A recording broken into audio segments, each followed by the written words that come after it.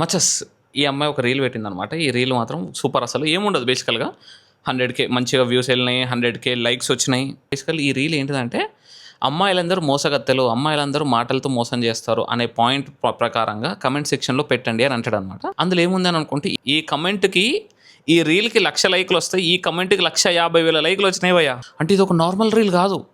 ఏంటిదని చూస్తే కనుక ఒక కమెంట్ పిన్ చేసి ఉంది శివం బైకి. అసలు ఆ కమెంట్ చదివితే మెంటల్ ఎక్కుతుంది అనమాట. అసలు ఒక పాయింట్ కాదు, 2 పాయింట్లు కాదు, ఆ పాయింట్స్ అన్నీ ఒక్కొక్క లైన్లో చదువుతూ ఉంటే పాపం మా నోడికి లైఫ్లో ఆ అమ్మాయి ఎంత టార్చర్ పెట్టిందో అర్థమవచ్చు. ఈ శివం బాయ్ అనేటోడు కొన్ని పాయింట్లు రాసాడు, మామూలుగా లేవంట. ఒక్కొక్క పాయింట్ క్రేజీ అనమాట. అసలు ఆ పాయింట్లు చదువుతా అంటే మా నోడికి ఎక్కడ లేని కష్టాలు ఆ అమ్మాయి మనోడిని ఎంత టార్చర్ పెట్టిందో అని అనుకోవచ్చు అనమాట. అసలు ఒక పాయింట్ రాశాడు ఏంటిదంటే, నేను బాగోను కాబట్టి నువ్వు నన్ను ఇగ్నోర్ చేస్తున్నావా అనే ఒక పాయింట్.